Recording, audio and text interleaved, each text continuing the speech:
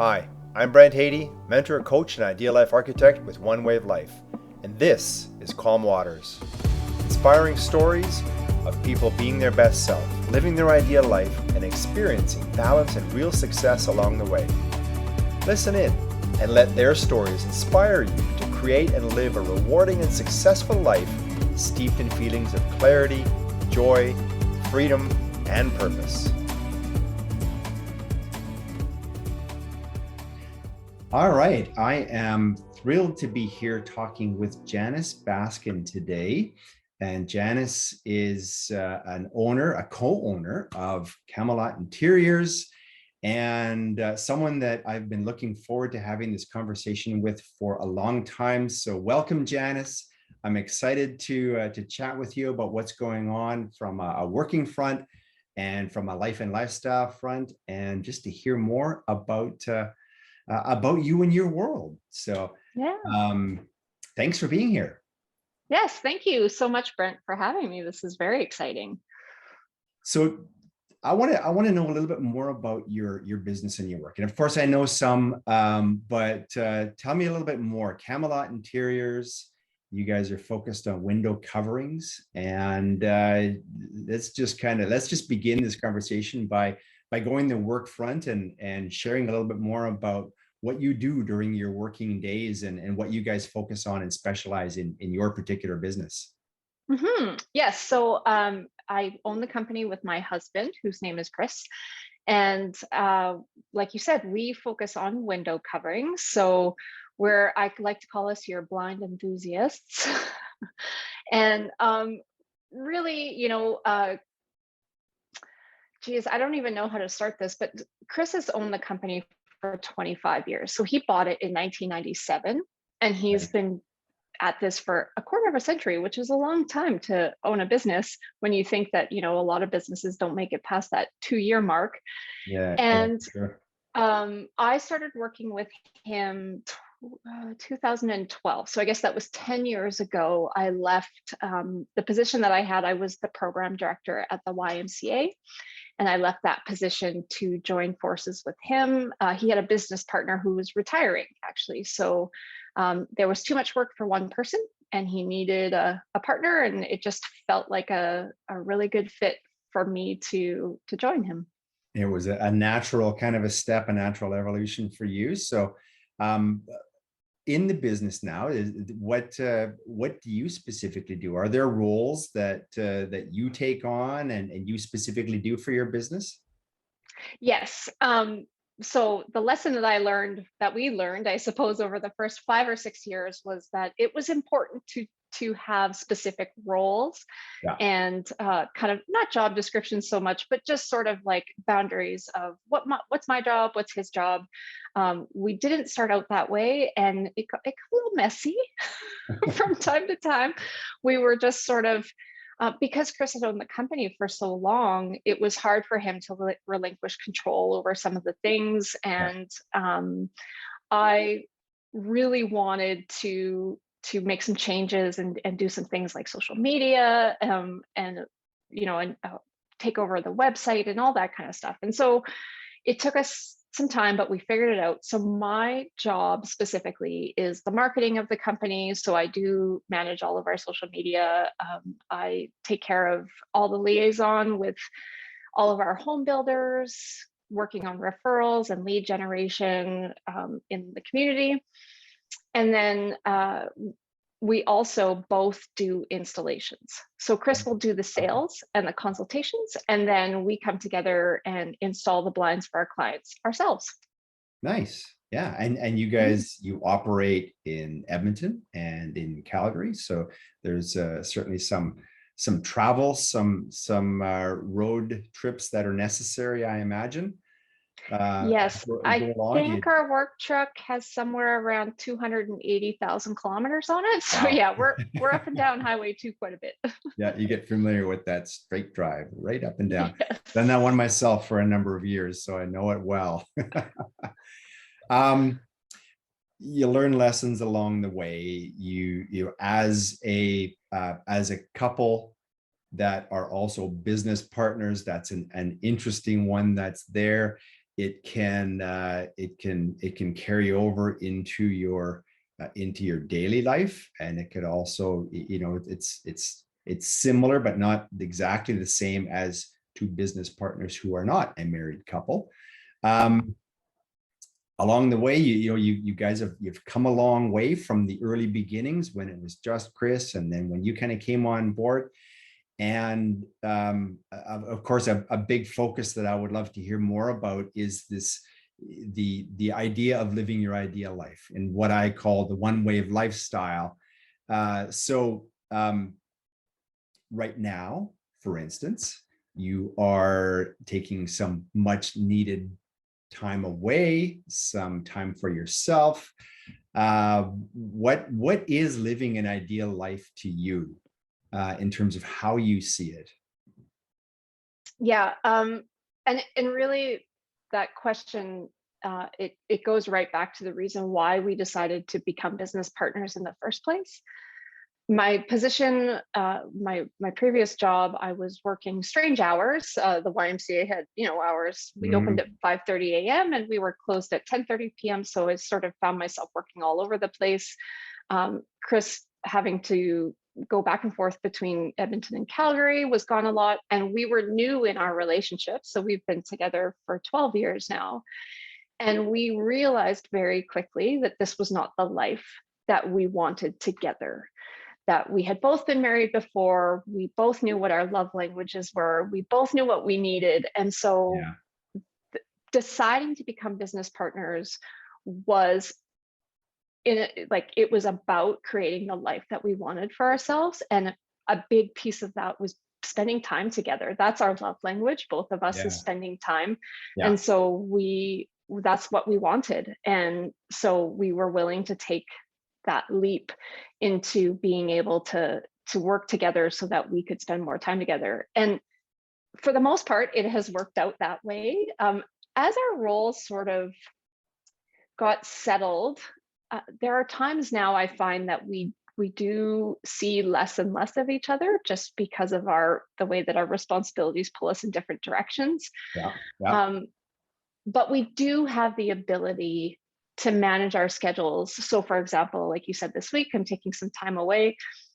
We have the ability to manage our schedule when it becomes a priority for us to go, okay, look, we need to take a few days together, or we need to, maybe work together. I need you on this project.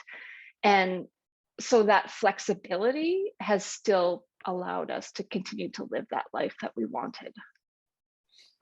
Interesting. And the recognition of what you both need in terms of spending time together, it can carry it into the work. It certainly has it in projects that you both work on together and time that you spend in business together. But of course, it carries away from work as well. When you were first getting underway in working together in the business, on the business, was there, what were some of the key things that you needed to, I guess, sort out with one another? Were there boundaries that you needed to set around work versus at home? As business owners, as entrepreneurs, we can have the tendency to be on, right, all the time, and that can carry through in a lot of different ways. And when we're on all the time into the evenings, onto our weekends, there's always something to talk about with respect to work. There's always something to focus on. There's always more to be done. Was there a time when that was a challenge for you in kind of differentiating between the two, where it led to either overwork or overwhelm for one of you or the other, or it or some semblance of burnout or imbalance? Did it create some challenges between the two of you in terms of dynamic? Tell me about your experiences in working your way up towards kind of where you're at now that way. Yeah, it's interesting because when I when I think back on it, from the time that we started working together, we never really had an issue with, work carrying into our leisure time or our time together. Although that's not to say that we didn't talk about work, Yeah. over dinner or while on a vacation or that kind of thing. But it just never seemed to like impede our ability to relax. Um, what's interesting is that there have been times where individually we've experienced burnout, Hmm. but not together. And maybe that's a good thing, because it seems that when I'm struggling, Chris is in a strong place. And so he can sort of like, just come behind me and give me a little gentle nudge, and vice Yeah. versa. So if he's having, a challenging couple of weeks or months, um, I can do the same for him. The one thing that we did really, really notice, and especially over the last couple of years, is that in February and March every year, both of us struggle. And it could be, just Ah, because of our winters feel like they're 8 million years long at that time, or yeah. spring Yeah. is a busy time for us in work. And so we're anticipating the things that are coming up.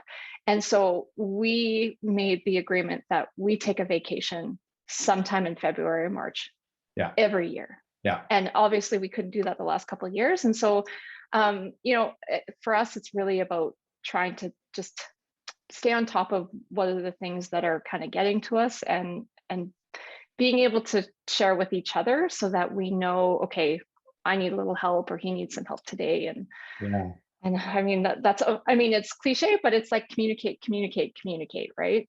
It's cliche, but it's real too, right? Mhm. It's the reality that has worked for you and ultimately does work for so many. So is that the secret for you guys?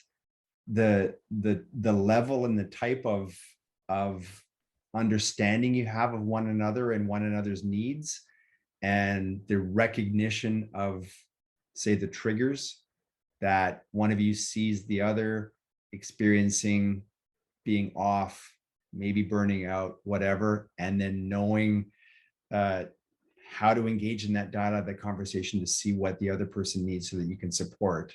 Um, is there more to it than that, or is that really the essence of it?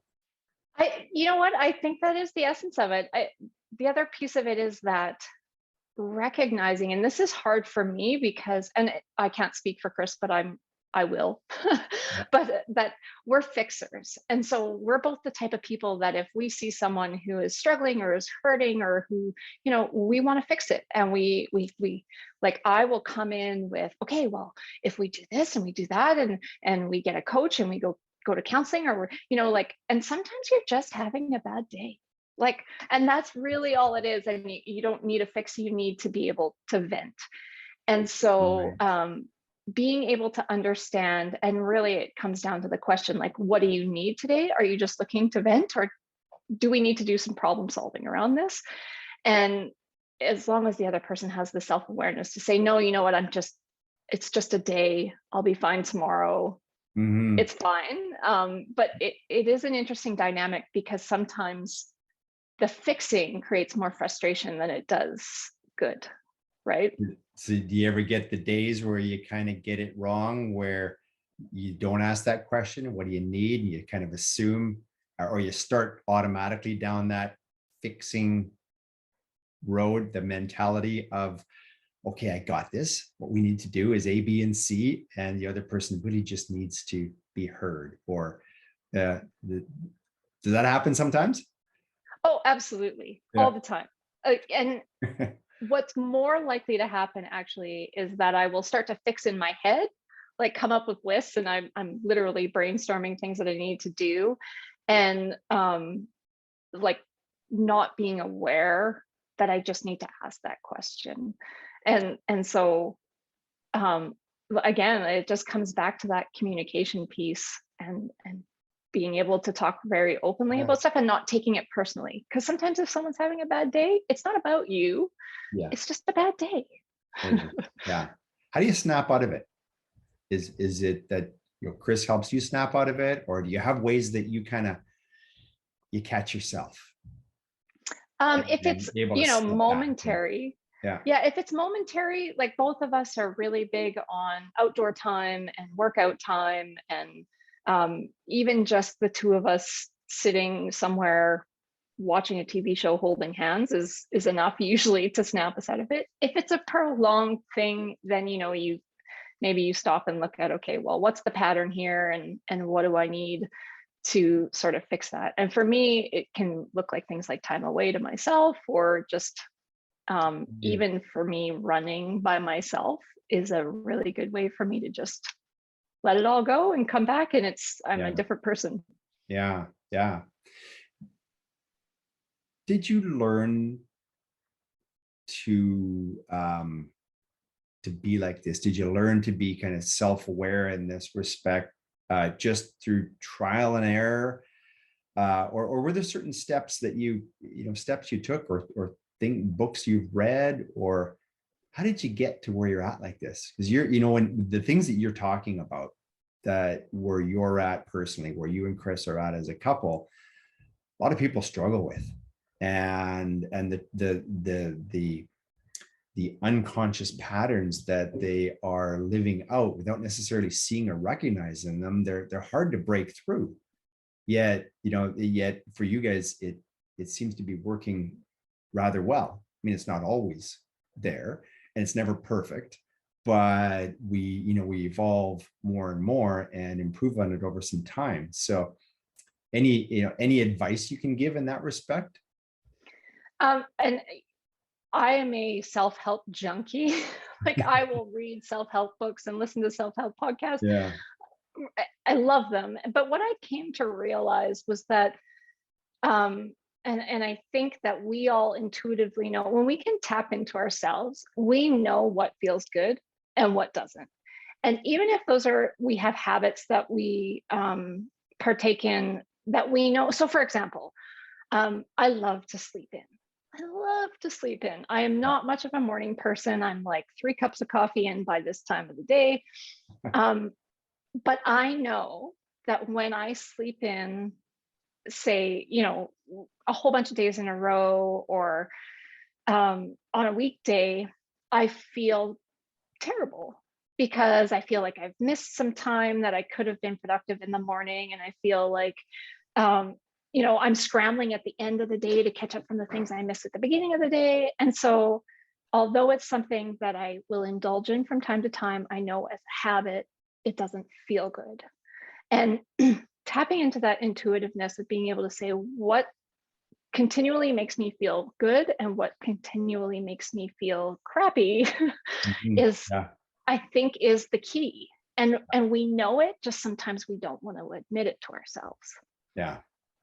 Yeah. And that awareness of it allows us to give ourselves permission to not necessarily sleep in every single day, but when we do, it's okay. Right. And more often than not, we choose something else, and it's for some specific reasons, and we don't have to beat ourselves up about it, right?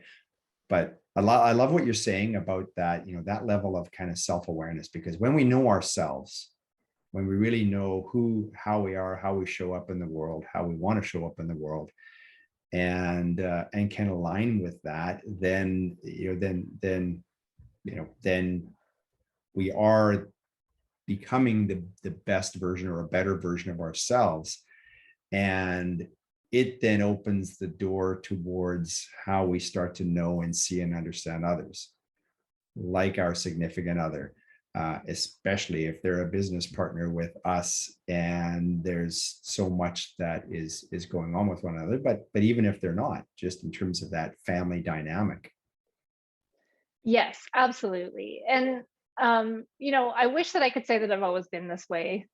So you asked if there was like steps that I took. And honestly, Yeah. like, I was talking with a fellow business owner about this last week, where um, I just had this mentality in my 20s and 30s that I had to accomplish things to be valuable. Mhm. And, I had to, it was a I call it shoulding all over yourself. Like I should be doing this and I should do Yeah. that. And I should, Yeah. and those things served me well during that time. And I did accomplish a lot.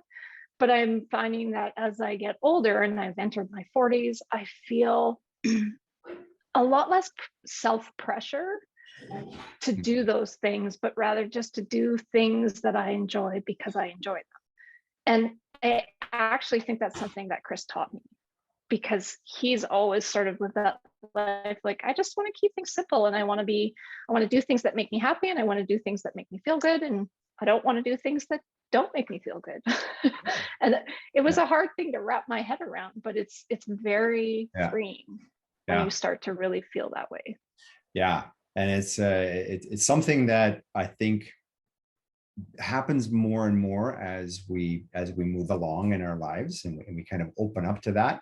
But sometimes there's a trigger. So was there a specific moment in time, a specific event, a specific message maybe from Chris that was kind of your TSN turning point around that, or was it just a gradual, repeated message over time that just took hold and became how you look at things now?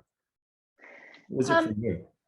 yeah, I think there was certainly, so when I was when I was 34, I was diagnosed with stage 3 colorectal cancer. And so that was a pretty big turning point for me, right? Yeah, for sure. You start to realize what's important and what's not. And, your own mortality comes into question, and your perspective just changes. It just does. And um, for me, it really kickstarted me into, I got to do the things that I want to do now. Like we always say, oh, when I'll do it when this Yeah. happens, when my kids are gone, when I retire, when I, whatever fictitious sort of arbitrary timeline we've put on it. But really, if you start to work towards those things now, then they are more likely to happen, right? Like it's those actionable steps. And so that led me to do things that I just didn't think I would ever do, like running the Boston Marathon, running a Yeah. ultra marathon, Yeah. which were incredible experiences. And I'm glad to have kind of been pushed in that direction in my late 30s, because as we get older, all that stuff hurts way more. Recovery isn't quite so quick as it maybe once was, right? Yeah. I know that from some firsthand experience as well. The wake up call. Sometimes for some people we can have a pretty significant one, as you did, and it provides certainly an opportunity to grow from it, to learn from it, to change from it. And that sounds like it was definitely a turning point for you in some respects. You find the path forward from that, and now you start to act in alignment with that. Leads to many of the things that you're just sharing, like running the Boston Marathon. I mean, that's huge. Not everybody gets to do so, or an ultra marathon. There's always a statistic of such a small percentage of the population would run a marathon, and quite accomplishment to do so. An ultra marathon, an even smaller percentage. So amazing examples of living it. And mindset. You speak kind of to the mindset, and I know you and I have talked before about mindset. I know you talk about that quite a bit, and that inner dialogue that we have sometimes around, once I get to this point, then I can, or later it will come. There'll be time. Just keep moving forward, and don't worry about it. But it's those wake up calls that kind of remind us of, let's not be living in the future. Let's be living in the present. Still plan ahead for the future, of course, but we live in the present because you just never know, and we don't want to take things for granted. And if that dialogue is keeping the carrot always dangling beyond our reach, we may miss out on a lot of amazing things in any Yes. area of our lives, right? Yeah, So, absolutely. Yeah. And, especially as entrepreneurs, well, I mean, people who work for other people as well, but we we start to identify ourselves with what we do for a living, right? You go to a networking event and the first thing people ask you, or you're hanging out by a fire somewhere Yeah. at a cabin, and people are, oh, what do you do for a living, right? And it's Yeah. like we identify ourselves as that thing, but the thing I is am. Yeah. yeah, but you're like, but that thing will not last forever, ideally. I Yeah. mean, some people work forever, but so it's really about understanding who we are and the things that we value. And Yeah. I think anyone can, if you arrange your life in such a way, can have the opportunity to build the life that they want. It's not always easy, and sometimes it means saying no to money, to clients, to you know but it's always a constant like balance of, well, what the question that Chris and I always ask ourselves when we're struggling with something is, does this get us closer to where we want to be in 10 years or in 5 years? Great Right. question.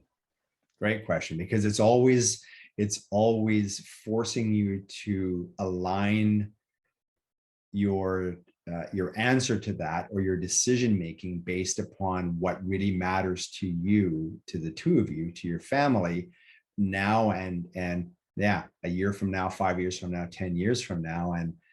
And if it's not moving you in that direction toward that, there better be a pretty good compelling reason that it's not a hard no, right? Right. And then you act accordingly coming out of that. But that's powerful. I love that. Yeah. So that's one of the lessons that you've learned. And the other thing I wanted to ask you is that, if you were to be able to go back and speak to a younger version of yourself, what would you say to that version of you? What pro tips, what life tips, uh, what 2 or 3 things would you want that version of you to know that you now know? Hmm.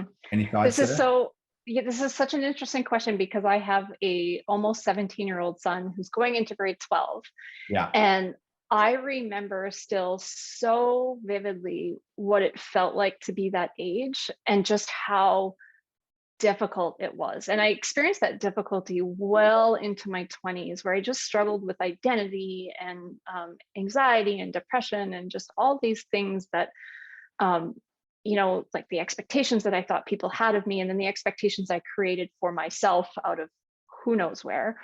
Yeah. And so he and I are having a lot of these conversations. And I said to him, he's struggling over uh, what to do when he graduates from high school. And I said, it doesn't matter. And I don't mean that to say that um, it doesn't matter what you do, you don't have to do anything. What I mean is, just pick a direction, and Yeah. life will take you where you're like, you'll constantly be faced with decisions where you can pick one direction or the other, and one direction or the other. And as long as you aren't necessarily limiting your options, you Yeah. just never know. Like, Yeah. and I say that because I went to university, I have a psychology degree, I sell blinds for a living. Those things are in no way connected to one We saw another. that back then, right? Right, exactly. So that's, I think the biggest thing that I would tell my younger self is that so much of this, of the pressure and the expectations that are placed upon us, again, whether it's from an outside source or from our internal self, is it just doesn't matter. Yeah. There's just so much happening, and I don't know how to teach that to someone. I don't know how to, because I know what it feels like to be in those moments where you can't see the possibilities. And maybe you can only learn that by living it. I'm not sure, but that would be the number one thing. Like, Yeah. just pick a direction and see where it takes you. Yeah. And I think that's precisely it. It's about direction, not destination. Yeah. Because 2 months from now, 3 months from now, a year from now, what you see and know then, you couldn't possibly see and know now in this moment. So it's going to change some of the trajectory a little bit, maybe a lot, But when you know that you're going in the direction that feels right and is aligned with what you know of yourself and who you are and how you are right now, it keeps you moving forward, and then things begin to present themselves. And like you said earlier, if you do continue to get a good understanding of who you are and what matters and how you want to show up in the world, then whether it be career choices or business opportunities or ways of living, or who you are interacting with, involved with, all of those pieces start to fall into place. And I think I think you're right with that. When we're quite young, there's so many influences that are outside, right? Our Western world, our society is telling us so much about how we should be. I go back to those shoulds again, right? Yes. You should A, B, and C. You should. This is what is important, and we may not be in alignment with those shoulds. We may not be ready to hear what those shoulds are.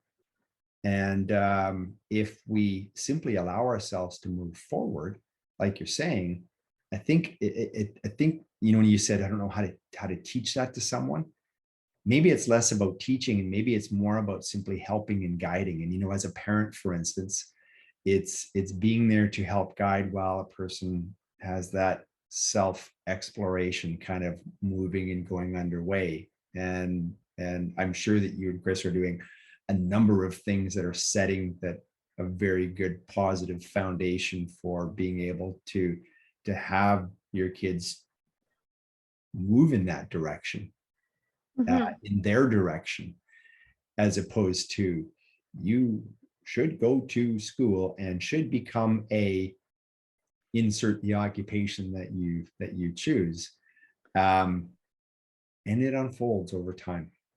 So Yeah. And thank you I for read sharing that something, powerful lesson.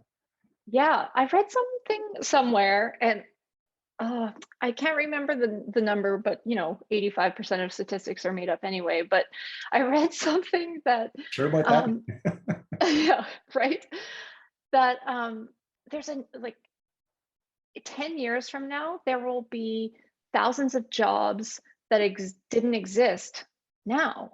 So to tell someone you need to start on this career path and just be that for the rest, it's like something might be invented and a job might come along that we didn't even know existed when you're Yeah, making those initial choices. So to limit yourself, I yeah, mean, it seems like I don't know, like you're limiting your options and then going, well, what did I do that for, right? yeah, yeah. Yes, I think you're absolutely right. The advancement of our world is happening very exponentially, and um, knowing what will be in a year from now is not an easy thing to do. So it's really about positioning oneself and understanding and knowing, just like you've been saying. And I think when we do that, then we remain open, right? We have that Yes. openness to opportunity. And it's something that I talk with clients an awful lot about, is that opportunities will always come. And you and Chris, in terms of how you approach decision making and in alignment with the direction that you want to take, allows any opportunities to be looked at in a way that you might say yes to, or it might be this would be good but not the right time now, Hmm. versus that hard no. And somebody else who's earlier on in that along the pathway, armed with that, can help them continue to move forward in the direction, I think, a lot smoother than the trial and error that I've gone through, that you guys have gone through at points in your past, and allows you um, to maybe bypass some of those challenges that tend to come along the way. Yes, I hope so. And I mean, we all want that. We want that for our kids, right? We want them to live a better existence than we did. but there's merit in our mistakes too. Yeah. So I guess we There, have to shove them out of the nest and watch them fall. there is, and they won't avoid all of the pitfalls and traps that we have fallen into, and some of them they'll find on their own because they're new ones that come along, and we do learn from them, and it's simply an opportunity, if we have that conscious awareness, to learn from those and grow and continue to move forward. So Mhm. so where do you go from here? So you too have had an interesting and unique path to where you're at now. You've made some great steps and have some very positive experiences along the way. At the same time, you've had some blips and some challenges that we all do. Your business is where it's at. Your life is where you're at. You're living some semblance or some version of an ideal life that you see for yourself. Where do you move forward from here? What's next for you guys? So we're in an interesting position, and and I should mention that Chris is 9 years older than me. So he's in his 50s, and he looks at life very differently, right? If you think about like 10 years ago, how you looked at life versus now. So, Yeah. a decade from now, Chris is looking very seriously at semi-retirement slash retirement, and what that might look like for all of us. It's Yeah. not my plan to retire in the next 6 to 8 years, Yeah. and we've been having a lot of conversations about this. And one of the things that we did, and it all boiled down to that question. So we were looking at building a new house, and we went, hang on, does this get us closer to our goal? Yeah. And if you're wanting to retire in 6 to 8 years, does having a new mortgage that's double the mortgage that you currently have get you closer to that? Maybe Not not. likely.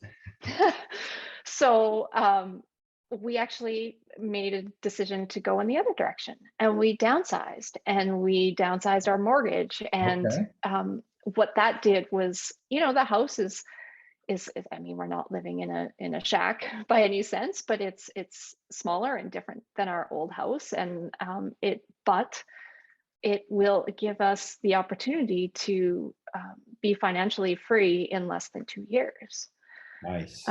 which is very valuable. And as our kids get older and they're looking at moving out and moving on, we want to put uh, into action the plan that we have. And so part of that plan is we have a house in Arizona, and we want to spend more and more time down there.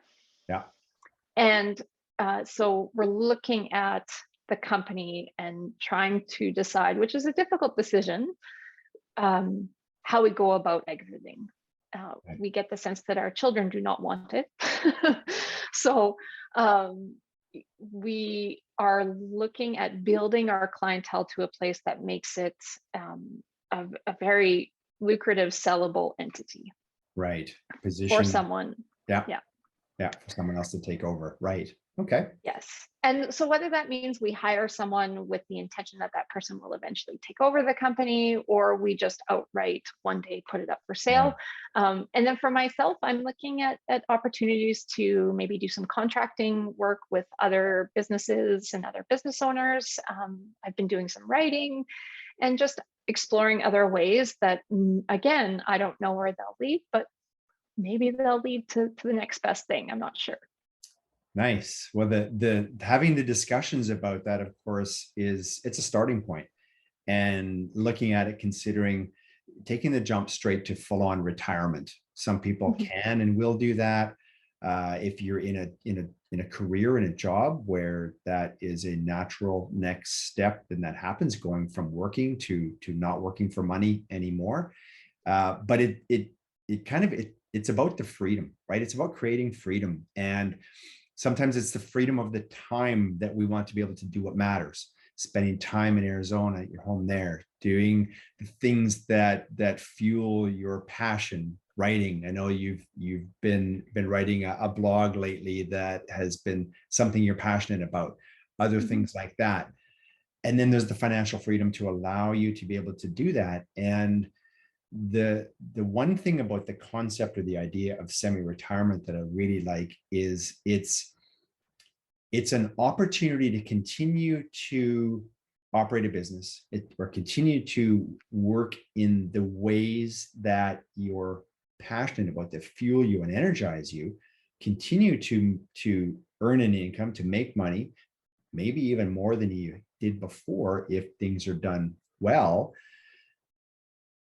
So the financial piece continues to move forward as you make changes like downsizing a home, eliminating a mortgage, eliminating other debt, stuff like that. And at the same time, allowing you the freedom to start to pursue things that you love, that may not be that they may be manifesting through your business still, or they may manifest somewhere else. And whether that semi-retirement phase goes on indefinitely, because now that you're able to live the life and lifestyle that you really love and you want, or whether it goes on for a period of time that allows you to transition towards, say, selling a business, and then moving into full-on retirement. Again, it's like we were talking about what you would say to your former self, where you guys take this a year from now, you may not be able to see exactly what that is right now. Things may happen during that year that you make some different decisions about, but you've started the process, and I love that. So you're living it, and you are beginning to live more of it. What are some of the things that you are most passionate about as we begin to wrap up our conversation here today? What are some of the things that you are most passionate about doing, whether it be within your business, in a semi-retired kind of a phase, or away from your business? So they're both like, let me gather my thoughts here. My my passion really is writing, and it's interesting because as a kid, I loved to write stories, and I wrote lots of stories, and I actually had a couple stories and poems published in like local magazines and that kind of thing as a kid. And as an adult, I have realized that I still love doing that, and I never had an outlet for it. And so where it actually started was social media. I started doing the social media for the company, and I found a way to create a voice behind our brand that is just us. And Chris and I we're a little bit, if you see our social media, we're silly, we like to have a good time. That's not us pretending for the camera. That's really the way we are. We often make friends with our clients. We like to have a good time with them. It's just who we are. And creating that voice really led me to creating my own voice behind my blog. So the blog is called Blind Enthusiasm, and it has nothing to do with blinds, and just everything to do with life and with how the people I meet and the things I experience and the books I read, and really it's somewhat of a diary where I'm just discovering myself, and I'm beginning to understand the things that have influenced me and helped me to become who I am. And if one person reads it, or 40 people read it, or nobody reads it, I have no expectation of that, which is really lovely for me. And so as long as I can continue in some form or fashion to grow that passion, I think that I will be just fine. Connect with that passion. You have a way to fulfill it through your blog, Blind Enthusiasm, and it is one of those things that certainly sounds like it'll continue to energize you and fuel you as you move forward through this next phase of your business, of your life, and I look forward to seeing more there. So we'll put a link to it in the notes in the description of the podcast for this. So anybody wants to connect with you, to get a sense of of all that you are working on, that would be a great place to do that. One last thing I wanted to, as we finish up our conversation, is there something, one question, is there something that you wished I would have asked you that we didn't really talk about here today, that you would like to share a little bit about yourself, about your business, about the life and lifestyle that you and your family live? Oh gosh, that's such a good question. Um, yeah, the things that matter to me are family and my marriage and my business, my kids. The other thing that really matters to me is mental health. And I'm looking at ways to become more of an advocate in the mental health sphere. I have some ideas percolating, but really for me, I've grown frustrated over the last few years at uh, just how much we don't talk about it, I guess. Yeah. And for me, it's really important that we begin to have those conversations. And they're unpleasant sometimes and they're uncomfortable. But the more, and I read this really great book a couple of years ago, but really the idea was the more that we begin to share our stories, the more that we know that we are not alone. Yeah. And there's so much value in someone finding out that the things that run through their head run through other people's head, and that they're not alone. And so Yeah. that's, I could talk forever about it. I won't, but that's something that I'm going to really focus and work on over the next, 6 months to a year, is how do I become more of an advocate and a spokesperson for mental health. That's awesome. It's such an important area that continues to evolve and grow and open up. It's a space that does need advocates and people creating space for everybody to open up and have conversations and share stories, just like you're saying. So I wish you well as you pursue that even further. We need that. Thank you for doing so. And thanks for adding that as a last little bit here about yourself and about something that's important to you, something that you value deeply. So overall, thanks, Janice. I appreciate this conversation. I've really enjoyed to get to know you on yet another level and understand more about all that is for Janice Baskin and for Camelot Interiors and for the life and lifestyle that you are living and will continue to do so. And I look forward to seeing how it continues to play out. And yes, well, thank you, Brent. We can This do has been another great. conversation down the road and see all that has happened between now and whenever that point in time is. Oh, just like a true coach, you're going to hold me accountable, aren't you? There you go. And I'll do it on another coaching level here and make sure that we can share in all of those wonderful successes. Yes, perfect. All right, take care and enjoy the rest of your day. And I look forward to talking again soon. Yes, you too. Thanks, Brent. Well, that's it for today's episode. Thanks for listening.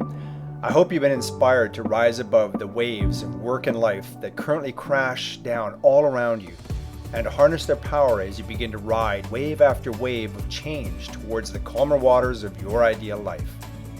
If you enjoyed this podcast, please consider sharing it on social media or directly with someone that you know needs to hear its message right about now. One last thing. If you're ready to step onto your pathway of change, then consider joining us in our One Wave global community. Our members are people just like you. They share many of the same challenges that you face. They want to create and live their version of an ideal life, and they love the form of mutual support that our community brings. Come check us out at onewaveglobal.com. Until next time, be healthy, be happy, and live fully.